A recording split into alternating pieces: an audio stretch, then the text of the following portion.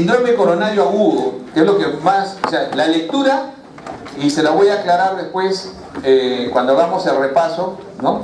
Pero la lectura va hacia que ustedes amplíen un poco sobre todo lo que es infarto de miocardio. Pero ¿qué cosa es lo que yo tengo la obligación de enseñarles? Aquello que ustedes realmente van a hacer.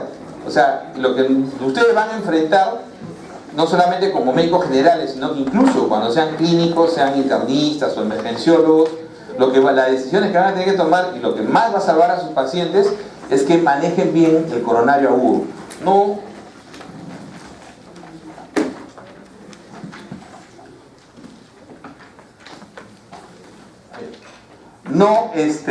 Definitivamente el coronario agudo, el Zika, ¿no? Es todo un espectro, pero que tienen que tener ustedes en cuenta: angina inestable, infarto de miocardio con elevación del ST o sin elevación del ST. ¿Qué significa no elevación del ST? Significa que la obstrucción no es completa, exacto. Y la elevación del ST sí es completa. Y la angina inestable es justamente esa condición en la cual la placa es inestable. Entonces el paciente clásicamente, el que tiene angina inestable, ¿qué es lo clásico en su clínica? Es alguien que no tenía nada antes. Por lo general la angina inestable es el que se nos escapa clínicamente. O sea, es el que ni siquiera sabía que era coronario probablemente. ¿Por qué? Porque las placas inestables generalmente son lesiones de menos de 40%. Y cuando tú haces una prueba de esfuerzo, yo soy diabético y me llevan a prueba de esfuerzo, entonces la prueba de esfuerzo detecta lesiones de 70% para arriba. Incluso con las mejores pruebas, 60%. Entonces, ¿qué cosa detecta en realidad una prueba de esfuerzo? Anginas estables, generalmente.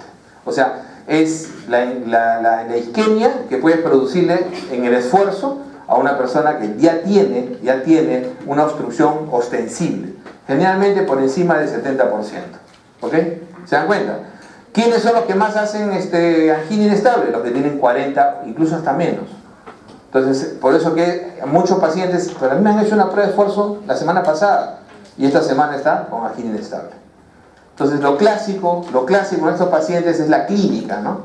La clínica de dolor torácico, la clínica, ¿no? de angustia, de sudoración fría, náusea, vómitos, ¿no? Incluso la sensación de opresión, la irradiación al brazo, al cuello. En la mujer es muy frecuente, hasta 50% dolor en el hombro derecho. Es lo más raro, ¿no?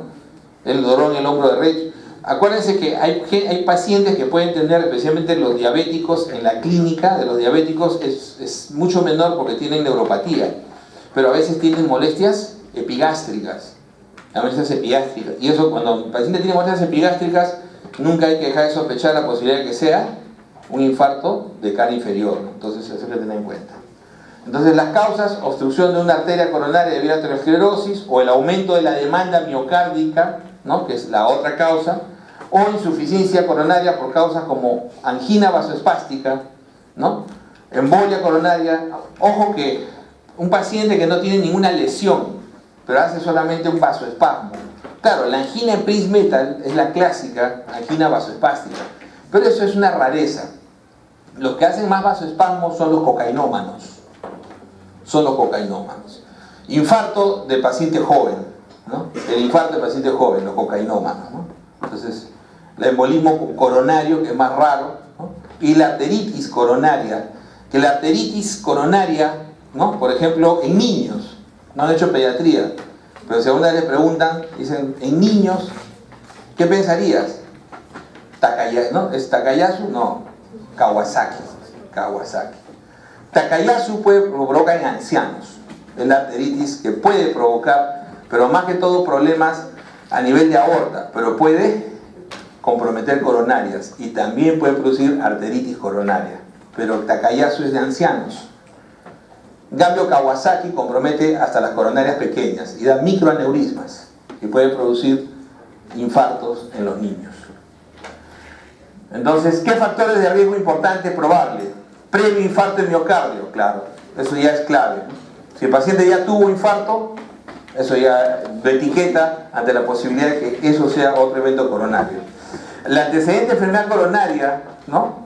Obviamente, pero tiene qué factores son modificables. Y esto siempre es clásico, ¿eh? Esta es pregunta clásica y no solamente es pregunta clásica, o sea, yo les sugiero, cuando les digo así, pregunta clásica significa que alguna vez les van a preguntar en un examen importante.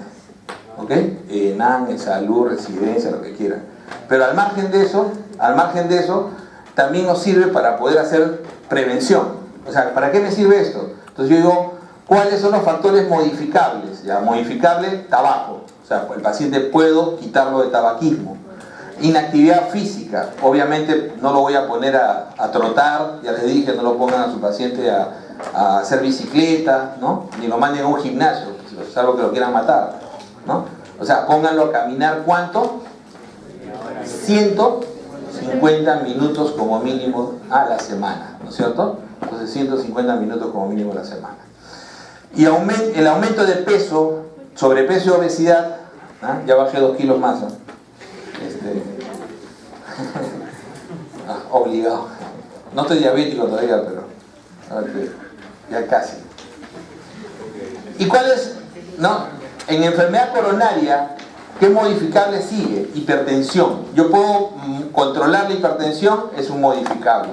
Diabetes, control de diabetes. Síndrome metabólico, ¿no? ¿Cómo es el síndrome metabólico?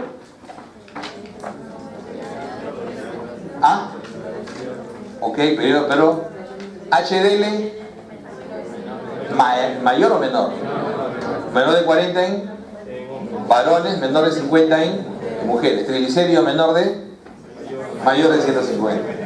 Hipertensión, intolerancia a la glucosa, ¿no es cierto? 3 de 5, ¿eh? 3 de 5. Entonces un metabólico lo pueden controlar, claro, controlan su diabetes, su dislipidemia. ¿Quién modifica? ¿Quién eleva HDL? ¿Quién puede elevar HDL? Puede ser más para Pérez tu abuela. ¿Ah? El ejercicio es mucho más efectivo, pero también la dieta. Pero si te preguntan qué fármaco eleva HDL, ahí nos quedamos, ¿no? Ácido nicotínico. ¿Ok? Pregunta de examen. Ácido nicotínico. Entonces el ácido nicotínico es el único demostrado que incluso te puede llevar hasta por encima de 60 el HDL. Ustedes me dirán, doctor, ¿y por qué no dan ácido nicotínico? Porque el ácido nicotínico produce casi en el 40% de los pacientes flush. Entonces el paciente se vuelve un tomate, ¿no? O sea, un plétora facial intensa, ¿no? El flush intenso, ¿ok? Y eso a veces el paciente no lo tolera. Y cuando lo tolera, comienza a tomarlo y en el tiempo tiene 2 complicaciones metabólicas: hiperuricemia, hiperglicemia. O sea, puede inducir a diabetes. Ese es el problema. Por eso es que el ácido nicotínico es usado sensu estricto en pacientes que tienen mucho riesgo coronario con HDL muy bajos. Pero es el único que te eleva. Pues es interesante que nosotros siempre sepamos, ¿no? El único que te eleva HDL y te disminuye VLDL. ¿Ok? Ahora ustedes miran, doctor, ¿y cuándo lo deberíamos usar? Cuando tienes hipertrigliceridemias muy altas con HDL muy bajos. Diabéticos. A veces hay diabéticos muy rebeldes cuyo LDL no es el gran problema. Su problema es que, ok, tienen LDLs casi normales o no, incluso bajos, pero su HDL también está muy bajo. Y los triglicéridos vuelan. Entonces, como el triglicérido vuela, tú tienes que bajarlo y le das fenofibrosilo o le das fenofibrato, ¿no es cierto? Ok, le das un fenofibrato o fenofibrosilo, preferible fenofibrato, ¿eh? 100 miligramos cada 12 horas, le das un fenofibrato, y porque te dijo tu profesor de cardiología que uses rosuvastatina, porque dice que la rosuvastatina eleva el HDL, los cardiólogos lo defienden, ¿eh? Pero paga todos los congresos, ¿no? Entonces, le diste eso y el paciente 2 semanas después viene a tu consultorio arrastrándose. Doctor, no, me duele todo. Y le tomas un CPK, está en 5000, está haciendo rhabdomiolisis, ya lo fregaste. Entonces, la combinación de fibratos con estatinas da una miopatía muy intensa. O sea, el riesgo de miopatía se multiplica por 10 y pueden hacer incluso rhabdomiolisis. Entonces, ¿qué se debe hacer en esos pacientes? no le das la estatina. Porque el problema es HDL, ¿no es cierto? Es ahí donde está indicado el ácido nicotínico. Entonces le das su fibrato y le das ácido nicotínico. Y te olvidas de la estatina. Y te olvidas de tu cardiólogo que te dijo que tomes roso, ¿no? 20, ¿cuánto es? 15 soles diarias la tableta. Entonces Crestor, ¿no? El Crestor, ¿no? Entonces, definitivamente, es un muy buen medicamento el Crestor, ¿no? Pero hasta ahora no demuestra lo que ellos dicen. O sea, el laboratorio dice que eleva HDL. Lo que yo he logrado ver, o al menos revisar, es que no lo baja tanto como la atorvastatina. Eso sí es cierto. O sea, el problema de Atorva es que Atorva es tan potente, es el más potente para bajar el LDL, ¿no es cierto? Pero también te baja un poco HDL.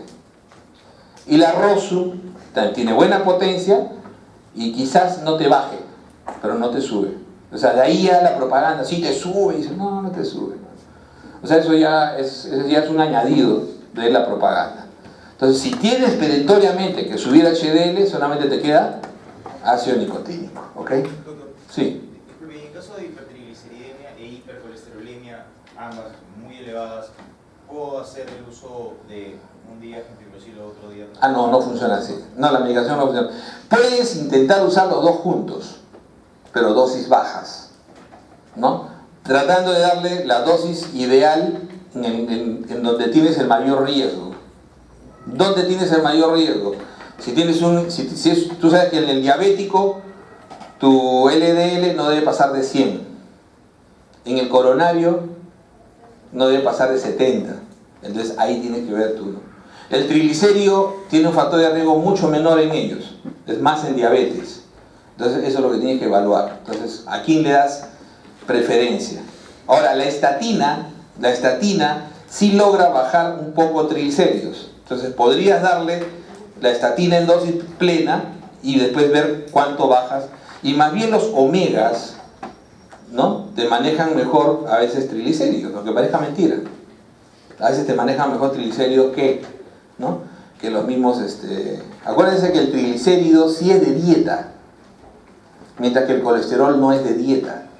O sea, todos aquellos que se matan haciendo dieta para bajar el colesterol, les han mentido, no tiene que ver con la dieta. El colesterol es producción hepática. O sea, la hipercolesterolemia es dependiente de producción hepática. Triglicérido es dependiente de la dieta. Es la transformación del exceso de harinas. Cuando ustedes quieran bajar a alguien triglicéridos, quítenle las harinas. O sea, quiten las harinas. ¿Por qué los peruanos somos hipertrigliceridémicos en general? Porque tú traes a alguien de afuera y te dice, oye, esto es una locura, ¿no? Tú comes papa con arroz y con frijol al mismo tiempo. Y encima le pones, ¿no? Y después de eso comes un picarón todavía, ¿no? Y sin hueco. Y sin hueco. Picarón sin hueco, esa es la chapa de un amigo. Bueno, la cosa es que es impresionante la cantidad de harina que comemos. Que cuando uno se pone un plato, qué rico, ¿no? Pero es impresionante, ¿no? ¿Quién es chinchano acá? ¿Nadie es chinchano? ¿No? Oye, la sopa seca es impresionante, ¿no? Es riquísimo, pero es pura harina, ¿no es cierto? Es pura harina, es impresionante. Entonces, por ejemplo, yo he trabajado buena época con gente, con europeos, con portugueses, y ellos les adoraba la comida, pero ellos decían, después de un tiempo, decían, ya la de harina ya no tanto, ¿no? Y eso que ellos tienen su platazo, que es puro frijol, la feijoada, ¿no? La feijoada es espectacular, ¿no? Comen frijol y sí, después están supersónicos. Sí. Disculpe, usted dijo que había dos complicaciones del ácido nicotínico, ¿no lo escuché muy bien? Sí, lo primero es el efecto adverso, que le hace difícil tolerar. El efecto adverso es el flush. Y cuando lo tolera el paciente, o sea, cuando el paciente lo tolera, lo que hay que monitorear es ácido úrico y glucosa. Porque un buen grupo de estos pacientes hacen hiperuricemia, pueden hacer ataques de gota, pueden hacer litiasis por ácido úrico, o pueden incluso desarrollar diabetes. Por eso que el ácido nicotínico se usa con mucho cuidado. En el Perú, muy difícil conseguirlo, por eso. Ah, sí. todavía está, recién ha sido aprobado por FDA. Y aparte de su costo alto, o sea, hay que ver qué va a pasar a futuro con eso, ¿no? Porque es el manejo, en realidad, o sea, lo presentan de forma fabulosa, como el futuro de manejo. Probablemente pueda ser que sea el futuro. Acordémonos que los monoclonales están manejando muy bien una serie de patologías de difícil manejo, ¿no? Por ejemplo, el mismo asma, ¿no? Todos esos asmáticos que antes nosotros no sabíamos qué hacer porque eran asmáticos atópicos tremendos que todo el tiempo estaban enfermos durante todo el invierno, con omalizumab les cambió la vida. Entonces hay que tener en cuenta eso, ¿no? Hay que ver todavía las pruebas. Acuérdense que lo más difícil de un medicamento, de un grupo de medicamentos nuevos, es la fase 4, que es la fase post comercialización. Entonces en los primeros 4 años se ve qué efectos adicionales hacen. O sea, acuérdense siempre que un medicamento se aprueba habiendo sido usado máximo en 1500 pacientes. Máximo. A veces en 300, 400. Pero máximo en 1500 pacientes. Y cuando después de 4 años, tú por lo menos ya tienes unos 50 o 100.000 pacientes que han usado, los efectos adversos que aparecen ya son otros. O sea, las consecuencias que puedes ver son otras y a veces el medicamento es retirado. Eso hay que tener. Por eso que hay que tomarlo con pinzas. Es específicamente para pacientes que han tenido hoy en día, aunque específicamente para pacientes que no controlan con estatinas o que han tenido efectos adversos severos. Todavía, ¿ya? Todavía.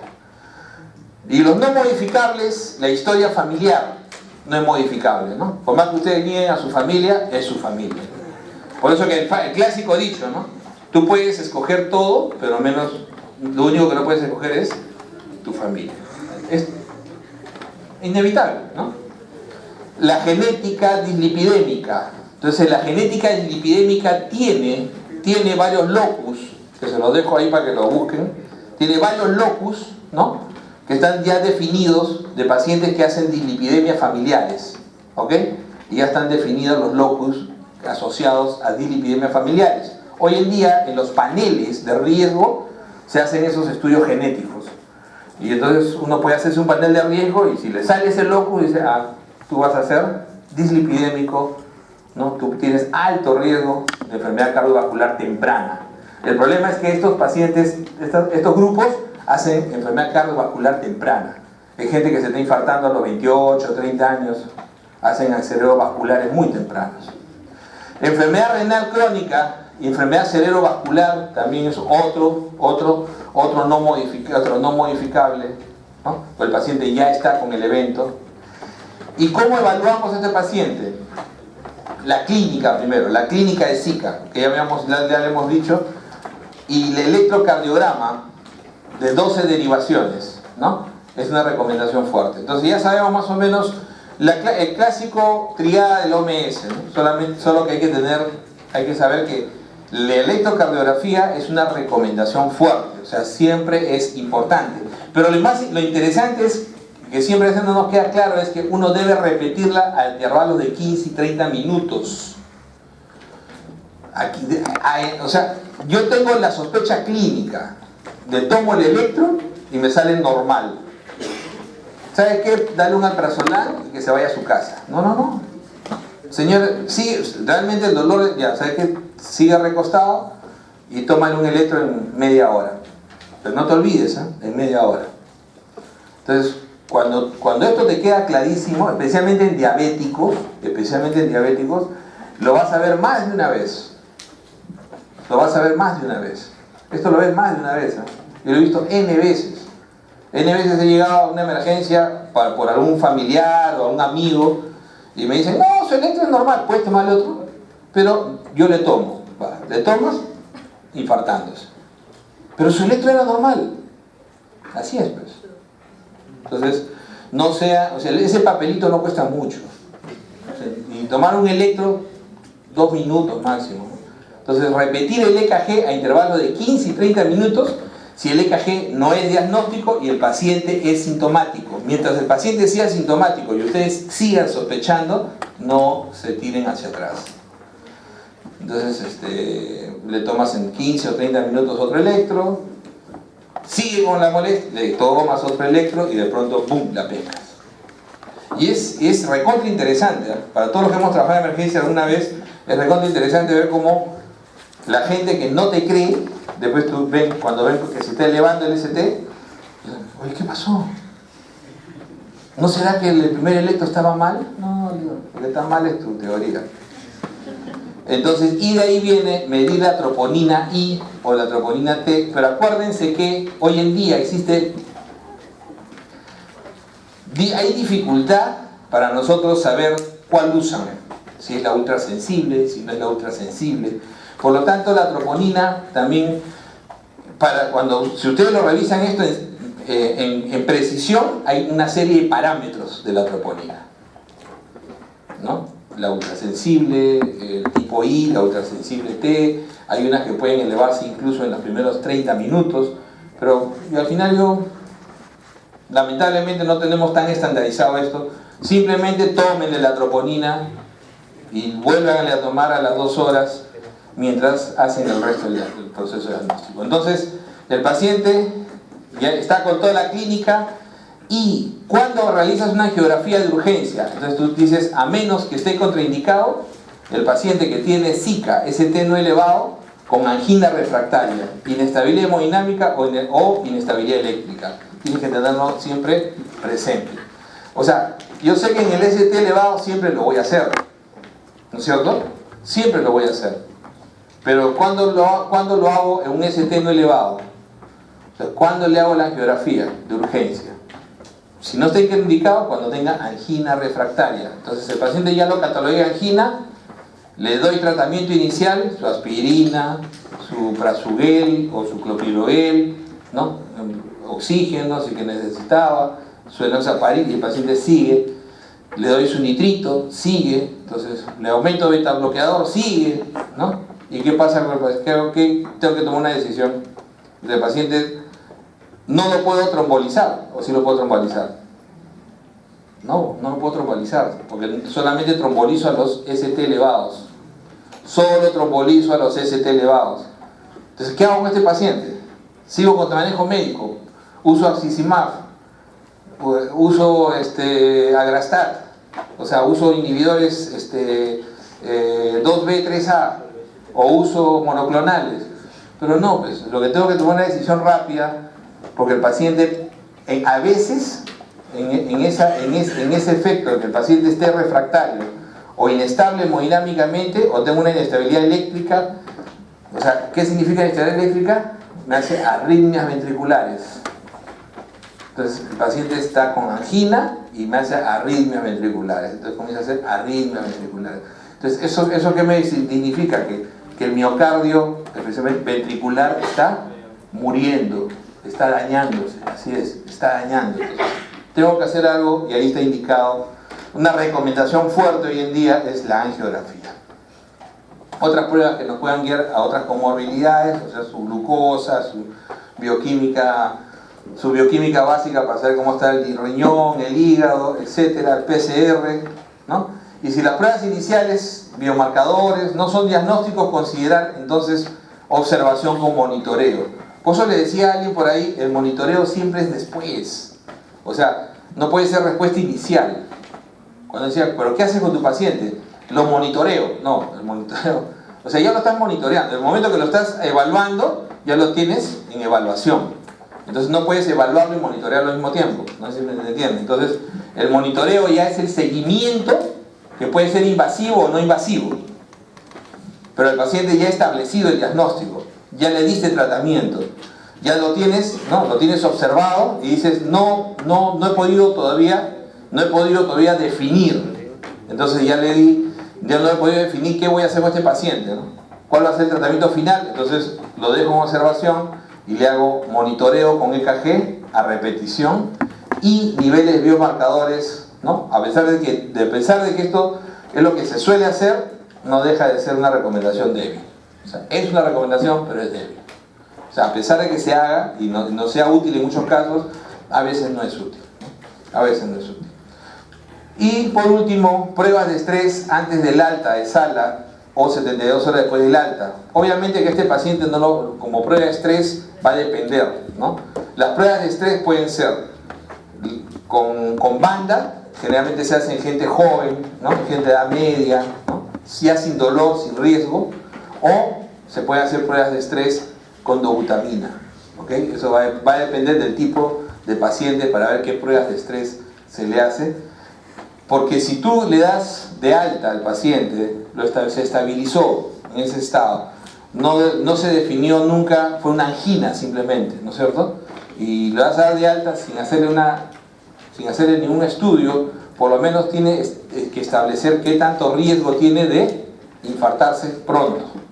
Y eso te lo va a establecer básicamente una prueba de estrés antes de las 72 horas. Entonces, manejo temprano del Zika.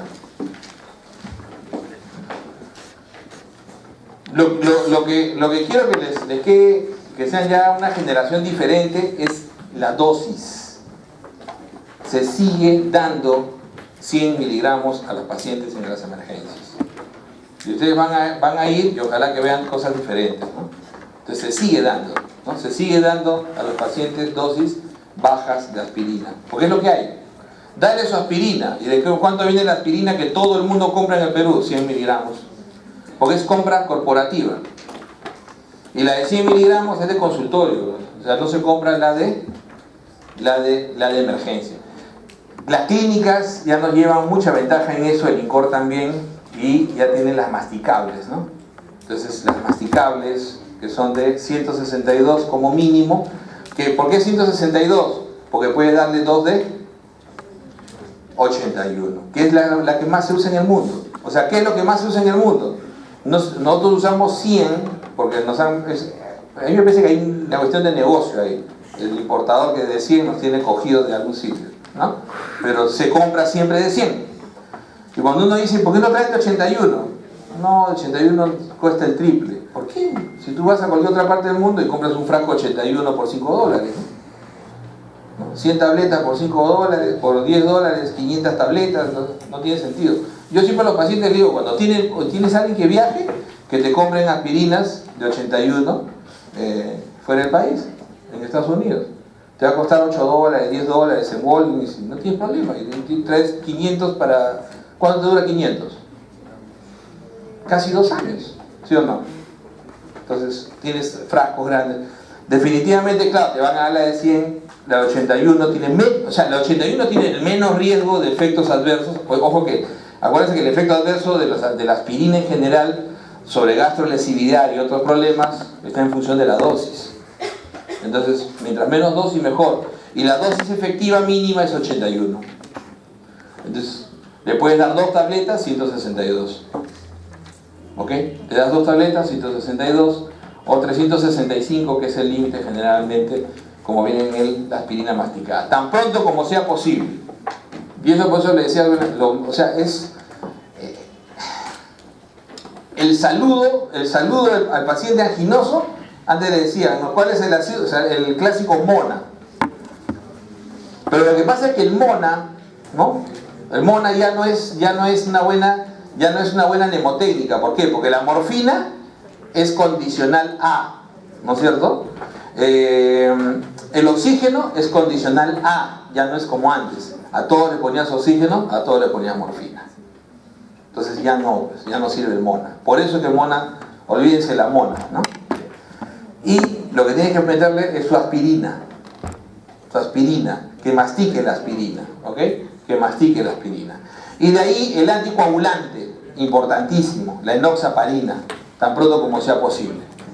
Ojo que el anticoagulante, yo le puedo dar enoxa a cualquiera de ustedes, pero conmigo duden. A mí me darían enoxa, duden.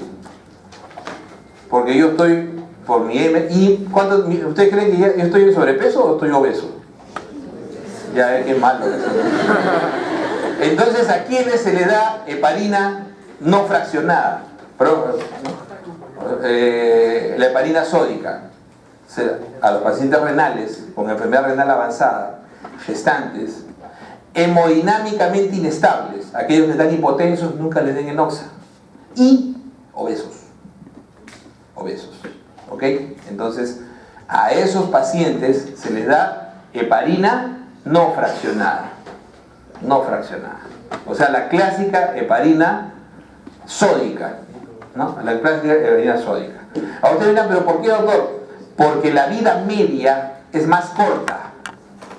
La vida media es más corta. Y si tienen algún problema, es más fácil sacarlo ¿no? Es más fácil suprimir la heparina sódica que la enoxaparina. Los efectos pueden durar hasta 24 horas, ¿no? Entonces un paciente renal, la enoxaparina dura 24 horas. En un paciente obeso también, no por depuración, sino por acumulación en la grasa. ¿Entiendes? Entonces ese es el problema. Entonces ahí viene nuestro conocimiento de fármacos, ¿no? Agregar ticagrelor. Miren que el ticagrelor hoy en día tiene más evidencia que el clopidogrel. Hoy en día el ticagrelor tiene más evidencia de uso, de efectividad, que el clopidogrel. Fundamentalmente basados en los problemas farmacogenéticos del clopidogrel, donde entre un 5 y 10% de la población no responden a clopidogrel. O sea, hay un porcentaje de población, y eso ya hace muchos años, que no responde a... Que tú le das, doctor, pero si yo estaba tomando mi clopidogrel y te hicieron prueba farmacogenética, no. Y no la hacemos, pues. Lamentablemente no tenemos cómo hacerla. Entonces, le estamos dando clopidogrel a un montón de pacientes y realmente no sabemos quiénes funcionan y quiénes no. Idealmente, por eso es preferible usar ticagrelor, ¿ya? Claro que es más caro, etcétera, pero van a tener que usar su clopidogrel nomás mientras puedan. Pero si hay la opción de usar ticagrelor, miren que es una recomendación fuerte, es mejor. Siempre con dosis de ataque. El doble de la dosis en ticagrelor, 4 veces la dosis en clopidogrel. O sea, 4 tabletas de 75. Si le vas a dar clopidogrel en ese paciente que estás empezando el tratamiento, 4 tabletas. Ya es el primer día. Ya al día siguiente, 75 miligramos, que es lo clásico, en el clopidogrel. ¿Ok? Entonces ya tienes dos antiplaquetarios, ¿no? Acuérdense que la plaqueta tiene 11 mecanismos de agregación. ¿Cuántos son? ¿Cuántos mecanismos? 11. ¿Cómo te copias? Plagiar. 11. Con aspirina inhibes 1. Con estos inhibes 2. Te quedan 9. Claro, no puedes inhibir los 9. Porque si inhibieran los 9, el paciente es una hemorragia impresionante. Cuando tú quieres inhibir uno más, es cuando usas los inhibidores de la glicoproteína 3, ¿no? 2A3B, 2B3A, perdón, que son otro mecanismo más. Pero incrementas las posibilidades de sangrado. Silostazol es un medicamento que está siendo usado mucho hoy en día. Yo lo uso muchísimo. Es el medicamento de elección en insuficiencia arterial periférica. Y ahora ha demostrado la combinación de silostazol con clopidogrel o ticagrelor ser la mejor protección para aquellos que tienen enfermedad carotidia estenótica. Entonces, silostazol con clopidogrel o ticagrelor, tanto para miembros inferiores como para... Hay estudios en curso, hay 2 por ahí estudios chinos que demuestran muy buena performance de silostazol reemplazando aspirina, ¿no? Entonces probablemente va a ser una buena opción o para acompañar aspirina o para reemplazar aspirina en aquellos que no pueden usar aspirina. Hay gente que no puede usar aspirina, es los que están ahí atrás. Creo que están... ¿Cómo te llamas, hijo? Jesús, María y José, ¿dónde están? ¿Por qué cree que un paciente no podría usar aspirina? Al margen de que por riesgo de sangrado. ¿Por qué? De repente, yo no puedo usar aspirina.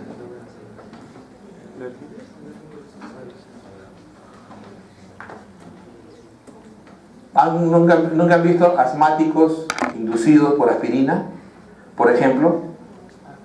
Claro. O sea, hay varios efectos adversos, pero nunca se olviden de la gente. Acuérdense que nosotros tenemos una masa grande de asmáticos. Entonces, cuando ustedes den aspirina, pregunten: ¿alergia a AINES? El que es alérgico a AINES es alérgico a aspirina sí o sí. ¿Ok? El asmático tiene que preguntarle. Porque a veces el asmático dice, sí, yo soy asmático. Y alguna vez, sí, hay una pastillita que también me da asma. Cuando me toman, ¿qué pastilla? Para el dolor. Entonces, esa gente que hace, su asma se induce con AINES. Y entonces esa gente no debe usar aspirina. ¿Ok? Entonces, dar aspirina nosotros la damos así, ¿no? Ya, toma tu aspirina, pero siempre por lo menos hay que preguntarle si es alérgico no a la aspirina directamente, a los AINES, alérgico a AINES, si tiene asma, si soy asmático, si el asma si ha tenido problemas tomando AINES y hace asma, y sangrado. Y la otra es hematuria. Ojo que así como hace sangrado digestivo, con aspirina también puedes hacer hematuria. También es otra complicación. Entonces miren los tres, por eso les decía la acción temprana, esa es la acción temprana, ¿no? La acción temprana. Y de ahí nitroglicerina. ¿Pero qué usamos nosotros? Isorbide, ¿no? Isorbide. No es que sea malo, ¿eh? Pero es lo que es lo que nos ha rodeado y lo que lamentablemente la parte comercial en el país, ¿no? Pero ya ha entrado cada vez más fuerte, ¿no? Y tenemos nitroglicerina sublingual.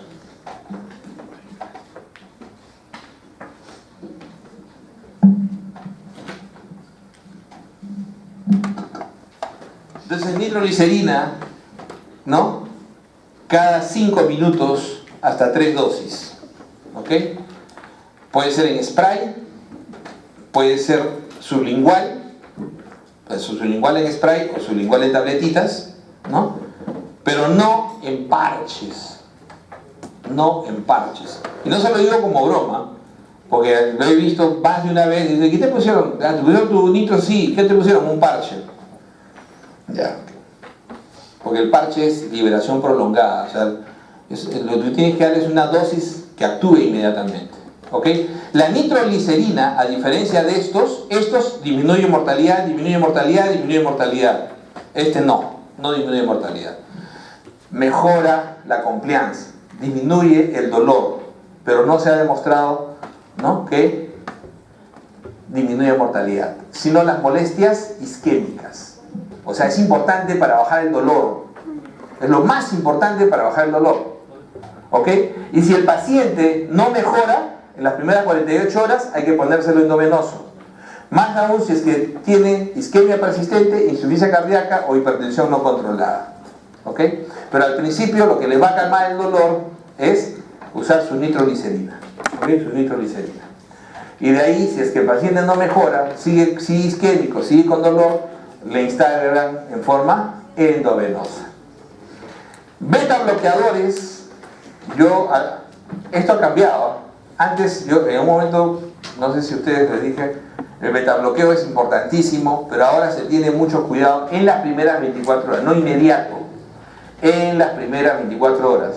Entonces, ¿quiénes son los 4 inmediatos? Aspirina, heparina, ¿no? Los inhibidores, ¿no? PI2, que básicamente ticagrelor o clopidogrel, ¿no es cierto? Y nitro. Esos son los 4. Y de ahí, nitro, dependiendo de la evolución, como ven ustedes, en 48 horas, endovenoso, no la nitro acá, sino la endovenosa. Beta bloqueo en las primeras 24 horas, a menos que esté contraindicado. Contraindicación de beta bloqueo. Jesús. Shock cardiogénico. ¿Ah? Shock cardiogénico. Bueno, sí. Sí, de hecho que sí, claro. Te fuiste al extremo. El cadáver también. Pero no seas malo. ¿Cuál es? O sea, contraindicaciones que tú... No está mala, no está mal. O sea, que porque el paciente puede infartarse y estar en un KILIP, ¿no? Un KILIP 4 es un shock cardiogénico, ¿no es cierto? Un KILIP 4 es un shock cardiogénico. Pero digamos, cuando quieres dar betabloqueo, la estás tratando, ¿qué le preguntas? Si tiene arritmia. Asma, ¿ok? Asma. Primero, en pregunta, si el paciente es asmático, que puede precipitar, o si no, puede precipitar crisis de broncoespasmo. Otra es bradicardia, ¿ok? Frecuencia cardíaca. Si yo le voy a dar betabloqueo y le tomo el pulso y tiene 60, ya no lo puedo betabloquear, porque voy a producir bradicardia. electro. Si en el electro tiene bloqueo completo de rama derecha o bloqueo de rama izquierda o bloqueo AB, también está contraindicado. O sea, los bloqueos contraindican el uso de beta bloqueo. Entonces el beta bloqueo tiene sus contraindicaciones importantes, tanto por enfermedades como por complicaciones severas. Está bien, te salvaste. ¿No? Shock cardiogénico. Y el IECA también hay que darlo dentro de las 24 horas. O sea, no es inmediato. Si uno dijera, doctor, entonces ¿qué cosa es? Esto es inmediato. Inmediato los 4 primeros. Los siguientes son mediatos. O sea, pueden ser en 24 horas, incluso 48 horas. El IECA oral, si no hay hipotensión o contraindicaciones. ¿Contraindicaciones, Jesús, de IECAS?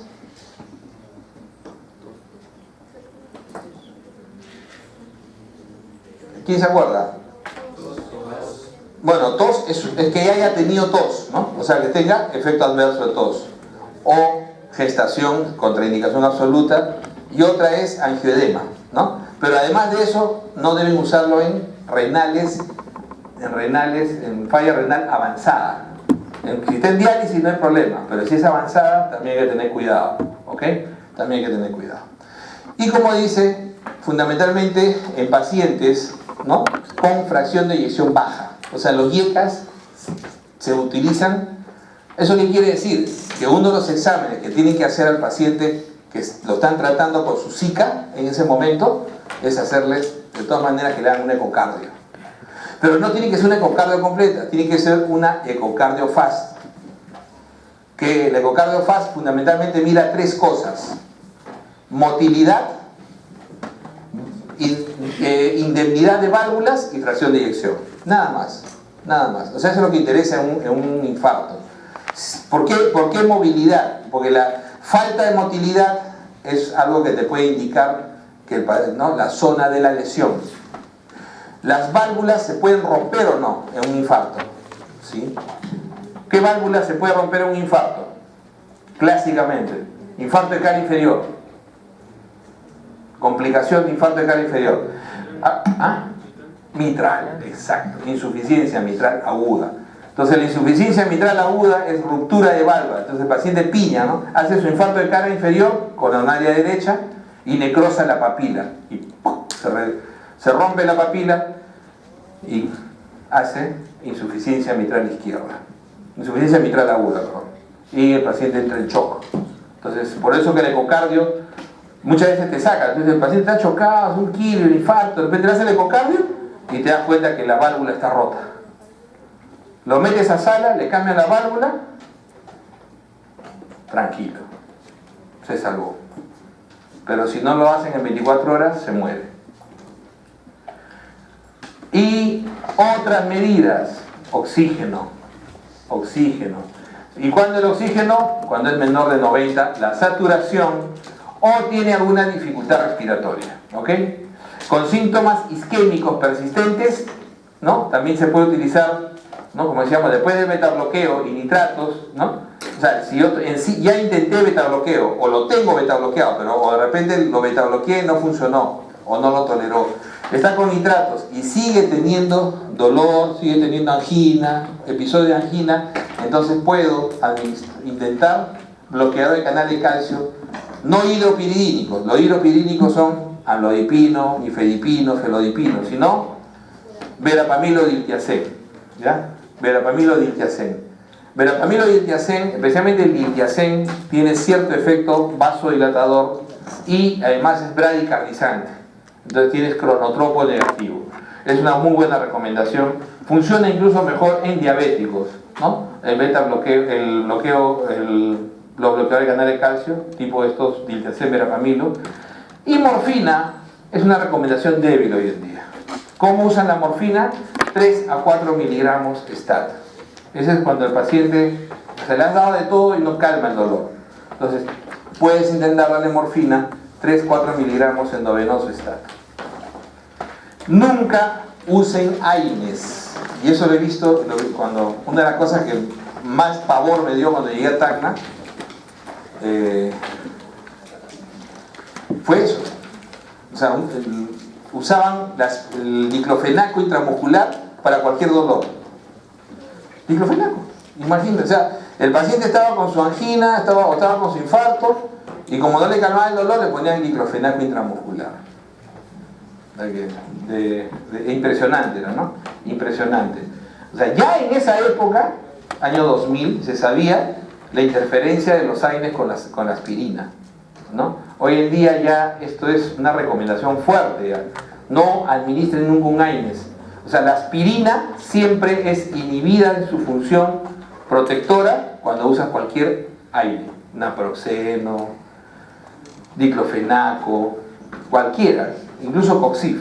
Entonces no puedes usar ningún AINE junto con aspirina. Y como decíamos, hay que evaluar, ¿no? La evaluación de probabilidad de riesgo. Y los riesgos de hospitalización y tratamiento se utilizan estos scores, ¿no? El TIMI, el score de Graves, ¿no? El AMIS y el CRUSADE, para poder ya darle un manejo específico. Lo importante que les tiene que quedar a ustedes es eso. El resto es lectura. Importante sí, pero es más de especialidad.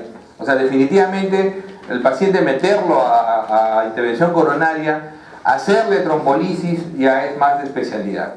O sea, hay que saber las precisiones, eso lo deben revisar el cardio, pero lo que a mí me interesa es que esto no lo olviden, ¿no?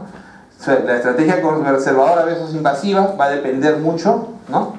Va a depender mucho de las evaluaciones que uno haga en estos pacientes de ese tipo, ¿no?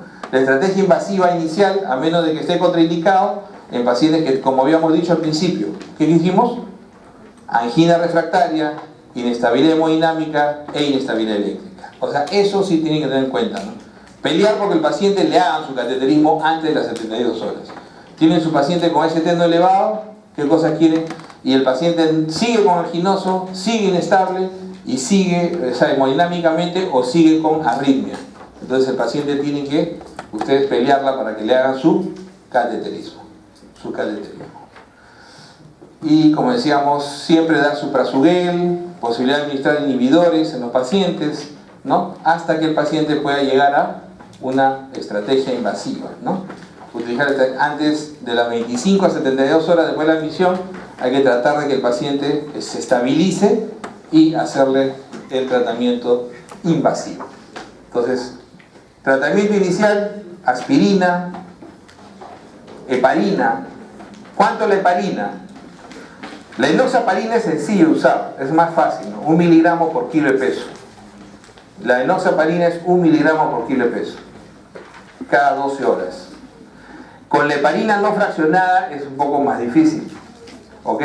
Se suele dar 80 unidades por kilo, hora, y se da en infusión continua, ¿ok?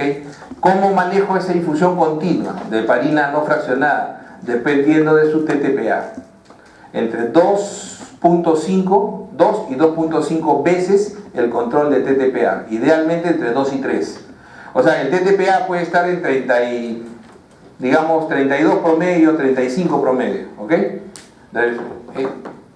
Empieza la infusión de heparina no fraccionada y comienzas a hacerle controles cada 2, cada 4, hasta que llegues a duplicar o a tener 2 veces y medio el valor inicial. Generalmente alrededor de 80 o 90 de TTPA, no más de 100. Entonces, no es fácil. Para el paciente hay que estar pinchándolo 4 o 5 veces al día, hay que hacerle TTPA todas esas veces y hay que armar lo que se llama un nomograma, ¿no? Hay que armar un nomograma para que la enfermera sepa que si se pasa, le bajas tanto, ¿no? Porque es una infusión continua. Una infusión continua donde suele poner 25.000 unidades diluidas en 24 horas. La dilución va a depender del volumen que le quieras poner. Entonces, siempre las diluciones, acuérdense siempre lo que les digo, no es una receta de cocina. La dilución depende del volumen que el paciente pueda tolerar. Si un paciente está con insuficiencia cardíaca, congestión, ¿en cuánto lo diluirán? En 100 mililitros, ¿no es cierto? No lo puedes diluir menos tampoco, pero lo máximo que usarás será ¿cuánto? 100 mililitros. Y si quieres pasar 25.000, o sea, esos 100 mililitros en 24 horas, pones los 25.000 ahí, nunca en dextrosa, eso sí, la heparina se precipita con la dextrosa, siempre el cloruro, pones los 25.000 al frasco completo y hacen una infusión de 24 horas y comienzas a manejar esa infusión dependiendo. Ahora, te va a ser más difícil cuando está muy concentrado, porque tienes poco margen. O sea, más o menos vas a darle 4 mililitros hora para que sea 24 horas, ¿no es cierto? Es lo clásico, ¿no? 4 mililitros hora, si ustedes suman 4 mililitros 24 son casi 100. Entonces va a pasar ahí. Entonces sueles empezar con 4 y tomas su TTPA, subió un poco, a las 2 horas, a las 4 horas de repente ya estás en más de 120, te pasaste. Tienes que bajar a 3 o bajar a 2. Si el paciente no está en insuficiencia cardíaca, lo diluyes clásicamente en 500 mililitros, ¿no? Ahora, si no quieres ponerle mucho volumen, 250. Entonces, toda la dilución va a depender de lo que el paciente pueda tolerar en volumen. Pero lo clásico es programar, pasarle 25.000 en 24 horas. Eso es para una persona aproximadamente 70 kilos. Entonces, y de acuerdo a eso lo vas moviendo, ¿no? Haces lo que se llama tu nomograma. En el caso de que lo diluyes muy poco, vas a poder mover solamente 1 mililitro para arriba, 1 mililitro para abajo. Pero si lo diluyes en 500, vas a generalmente mover entre 4 y 5 mililitros para arriba y para abajo, conforme se vaya moviendo el TTPA. Lo malo de la heparina no fraccionada es que más allá de 4 o 5 días ya no funciona bien. O sea, no puedes usarlo más de ese tiempo. Mientras que la enoxaparina te da más techo. Claro, uno diría, idealmente uso enoxaparina, pero tienes esas condiciones, ¿no? Los pacientes con insuficiencia renal terminal no deben usar enoxa, ¿no? Es peligroso, no se suele usar con ellos enoxa. Los pacientes hemodinámicamente inestables, también es preferible no usar enoxaparina, ¿no? Es preferible no usar. Además que, acuérdense, ¿dónde pones la enoxaparina? Subcutánea. Y cuando el paciente está hipotenso, lo último que tú absorbes es el subcutáneo. O sea, todo paciente hipotenso o chocado, nunca uses el subcutáneo como vía. No va a absorber nada. Entonces, hemos usado enoxa endovenosa, sí, puedes meter la endovenosa también, pero no es lo ideal. Ahora, ¿por qué en el paciente chocado no usarlo? Es una condición, de repente, que en nuestro país no es tan peritoria. Los gringos te dicen no usar heparinas de bajo peso en pacientes en shock ante la posibilidad de intervención inmediata.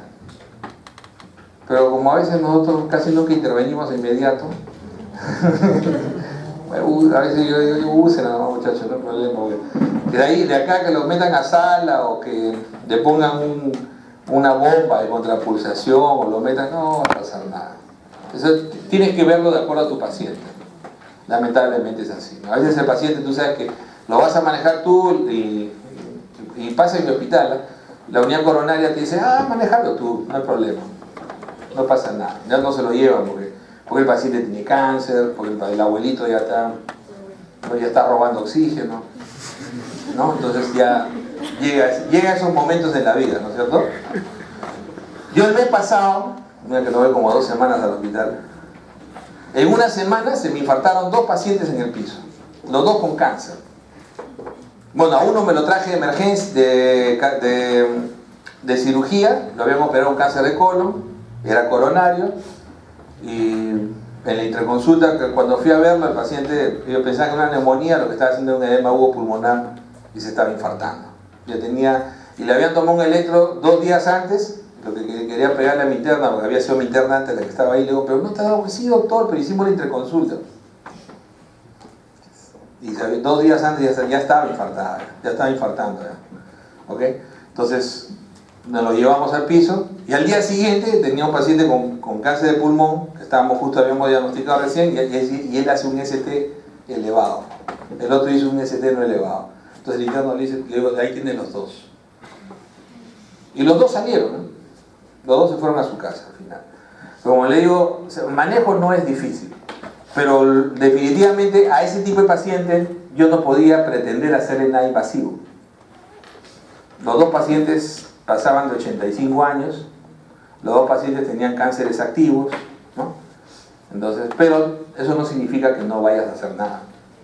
O sea, hay dos situaciones. No puede ser invasivo, no solamente por la condición básica del paciente, pero la otra condición no significa que lo vas a abandonar. Entonces lo mínimo que hicimos fue esto: clopidogrel, aspirina. A uno de ellos se me chocó, le puse dobutamina por 2-3 días, le pusimos catéter central, lo manejamos y salió, fue saliendo, anticoagulado, tranquilo, y al final bajó las troponinas y listo. Claro, le hicimos su ecocardio, en ambos cayó la fracción de eyección en algún momento y uno de ellos elevó después, ¿no? Y pasó la tormenta y a veces y ahí mejoró la fracción de eyección. ¿Preguntas? ¿Preguntas? Lo único que, como les digo, le voy a mandar demencia. Lo más importante de demencia es manejar las complicaciones. Voy a revisar bien y les voy a decir dónde deben centrarse más, ¿ya? Pero lo más importante del manejo de demencia son las complicaciones.